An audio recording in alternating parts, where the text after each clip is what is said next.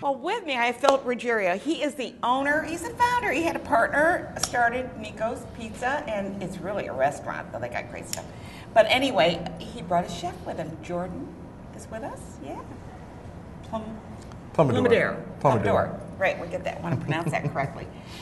So when I was over there and they had opened up their upstairs, and I ran into Philip and I said, oh my God, this is really cool. We need to talk to you about what it was like to open up a business in Schenectady, buy a building and expand and put a rooftop on. Oh my God, you said you had a problem there because you couldn't overlook the street, right? Well, first of all, thank you for having us. Yeah, it was really nice meeting you. I was glad you were there.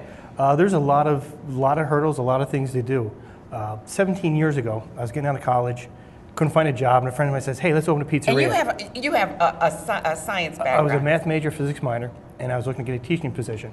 And he's like, let's open a pizzeria. I'm like, okay. And I'm like, we're only going to be here. We'll do it for about 6 months. We'll be here for 6 months, we'll get jobs, and it would be fun.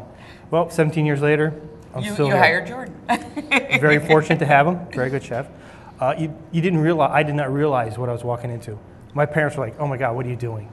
You're nuts. There's definitely a lot of work, a lot of things people don't realize. I mean, if there's any issues, it's your issue. Mm-hmm. Like when you work for somebody, at the end of the day, you have a nice day. You walk away. Right. You're the accountant, you hire, you fire, you're the HR, I'm very hands-on. And you're always watching, right? Yep, you gotta keep track of what everybody's doing. If you have the best pizza in the world, nobody knows about it. Exactly. You gotta have a lot of things come together properly. And we always saw you as just kind of a little pizzeria on State Street. And then you decided to expand to the upper level. What was that like? Because you bought the building, was that correct? Yep, about 6 years ago, we had the opportunity to buy the building, and we did. And we was going to be originally just a remodel, but it worked out that we tore the whole place down, and everything was brand new. And it was big. A nice front on it, too. Yep, yeah. Thank you. And and I've seen Schenectady over 17 years really improve. Yeah. And I'm watching all these improvements, and I said, and originally I'd kind of looked to expand at different places. And I said, why not, instead of trying to split myself, why not go up? Yeah. And I saw a lot of things coming to Schenectady, and I hired a contractor. And it took, you had to apply for liquor license, permits, dealing with. Because you didn't have a liquor license then. Correct. Nope. Yeah.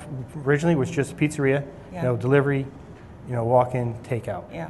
And now it's 3 floors. The upstairs, it holds 100 people. We have a 46-foot bar, full menu, which this gentleman helped put together. And Jordan, you are a chef there. I'm a chef. And we're very lucky to have a good chef there, right? I'm lucky to be here. And where'd you get your training? I went to actually SCC. Oh, okay. They got a great program there, they do. Don't they? Yeah. Yeah. From Schenectady originally. I'd moved out west for about 2 years.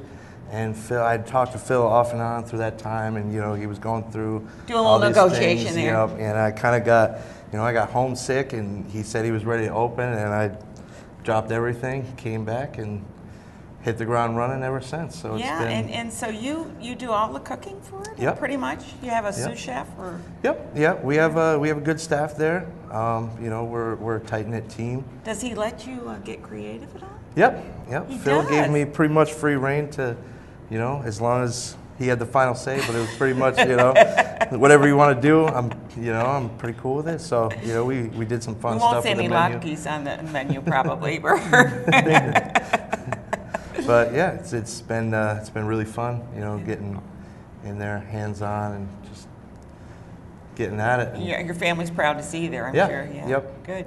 And I'm, that was a big thing, as I grew up in Schenectady, so seeing, like he said, the growth of Schenectady. So that was things have changed a lot. Yeah. They really have. If you haven't been in Schenectady, and I know this program goes out to Bethlehem and Delmar and Clifton Park, please stop over and check it out because they're located across from Proctor's. And I'm not just talking about their restaurant, because I think one of the things that I really found interesting about Philip here is that he has started a business with a college I mean, not that people don't, but I mean, thinking of going into teaching.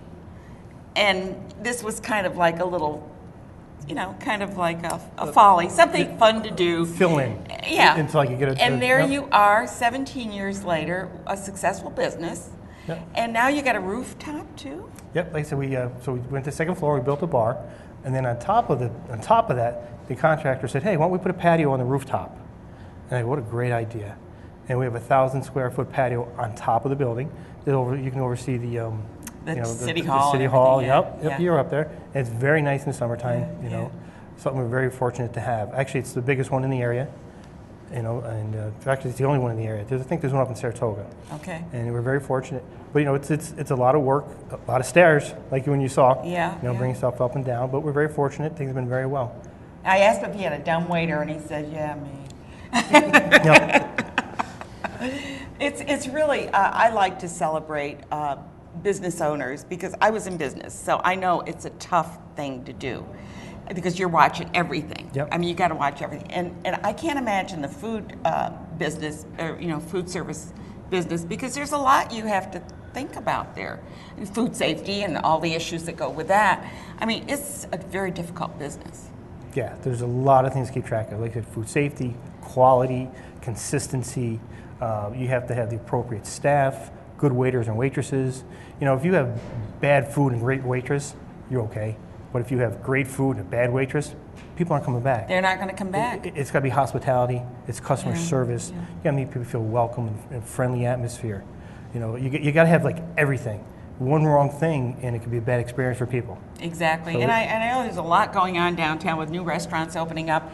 And I've always felt that the more restaurants brings more people to the area. Absolutely. You know, it just kind of is an exciting thing to have people say, oh, they're full, so we'll go here, right? And they'll move around. And I'm very fortunate on State Street. All the other businesses around us, very friendly. They're very friendly, I know. If there's anything they need or we need, you're right next to Bombers, and I know Bombers that you and Baumgartner get along really good. Oh, fantastic people. Yeah.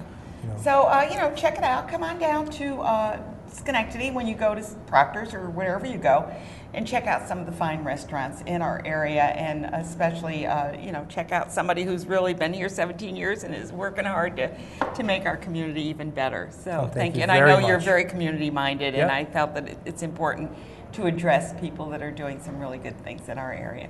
Thank you both. And Jordan, keep that cooking going. Keep that pot going. Good. Happy holidays to both. Thank you for everything. Good. We're going to take a quick break.